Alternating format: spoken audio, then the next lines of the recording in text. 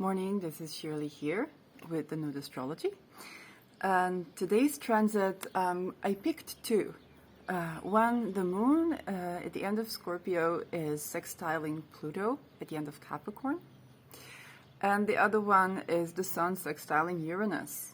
So we have the luminaries creating a harmonious aspect, and harmonious is a big word for the outies, with Pluto and Uranus. And we know whenever a personal planet makes a connection with an interpersonal, there's something collective about your personal experience.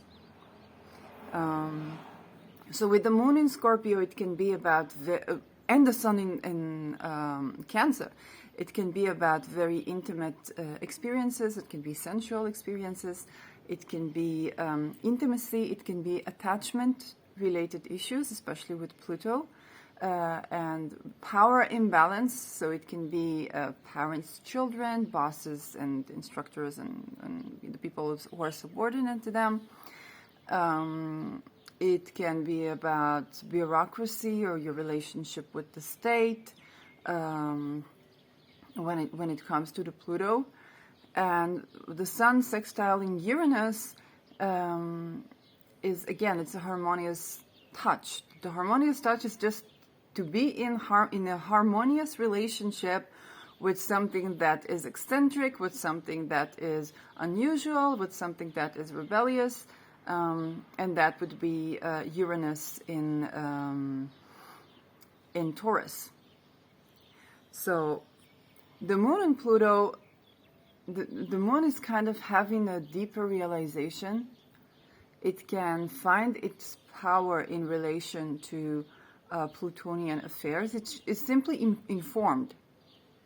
For example, you are informed that the person who you think is higher up the top is as obsessed about getting things right, or their self-image, or whatever intimate intricacies they have, as the common person.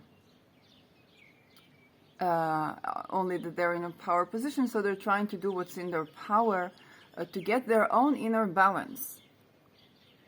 So it's kind of that when the moon is reaching the end of Scorpio, it's kind of finished its 2.5 journey within Scorpio and had another phase of the Scorpio energy, and now is ready to experience depth of connection or depth of insight and understanding while finding its own power. It's a very it's a small transit. It doesn't last more than a couple of hours. But it can be a sort of insight or a sort of understanding as to power relations, and finding your power just in the sense that you understand that the people who either bully or attack or try to use their Plutonian power over you, you can simply wish them that inner peace and well-being that will manifest in more harmonious and more respectful behavior towards themselves and others, and wish yourself the same. So that can be finding your center in a matter related to that Pluto in Capricorn, and doing that from an informed perspective that allows you that certain sort of acceptance that you have at the end of Scorpio. With Pluto at the end of Capricorn and the moon at the end of Scorpio, it's kind of like being informed. Both parties are being more informed as to why were they experiencing that. And with the sun sextiling Uranus, there's a matter of expression or an aspect of your personality in that Cancer house in you that enjoys that flair of unconventionality. So putting these two together, the way you deal with power can be unconventional and bring you inner peace through something that in the past you would find unnerving. That can also be a manifestation. You can have, with Cancer, in the workplace or in the or in hobbies, you could have a joy from an unconventional hobby or an unconventional way to go about your daily routine, or something to do with caretaking, caring for yourself or caring for others, that you do in a way that is not the usual, but it turns out well. It's a good aspect. It turns out well. It might turn heads a bit, but it's not going to be like the square or the inconjunct where the moon is unnerved by Uranus, and Uranus is not understanding how they're supposed to walk on eggshells with the moon.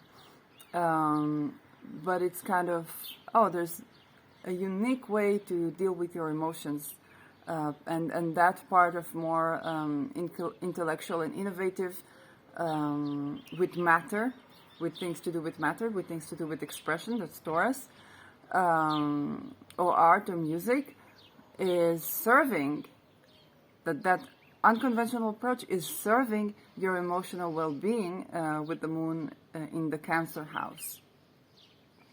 So all in all, two great aspects. Venus is still trining Saturn, very blessed for relationships, very blessed for, let's say if you started a new relationship and you have baggage from previous relationships, this is a good day to clear these baggages out and proceed knowing that you have the guardian of Saturn as to your Venusian, the way you go about Venusian things, commerce, or not commerce, more like, it is commerce, business, but not in a mercurial way, a witty way, but more in the win-win and relations. And also knowing when to let go, because Saturn is a lot about letting go. So when to let go of certain relationships that are not serving you in a harmonious way, being informed with the inner power relations and the inner power workings within them. Being informed that the thing that tried to suppress you is dealing with the same issues that you're dealing in relation to inner peace, to self-governing, to finding their own balance point. So just by wishing them well, and wishing you well, and wishing them that centeredness that allows them to flourish, and wishing you the same, the centeredness that allows you to flourish, you can proceed to more meaningful connections in your life.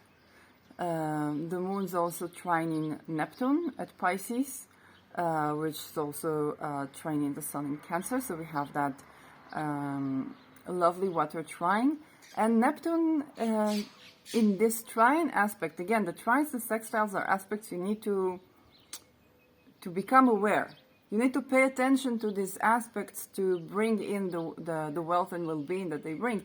And you want to pay attention to the trines and the sextiles also in your natal chart, and so in your transits, because they are your anchor that you lean on to deal with the more complex issues, like, the sun squaring Jupiter, where you may have, with Jupiter in Aries, an initiation or a desire that an initiation will be grander than life in a spark of the moment, and the sun squaring it and saying, oh, wait, but I want to express my personality as well.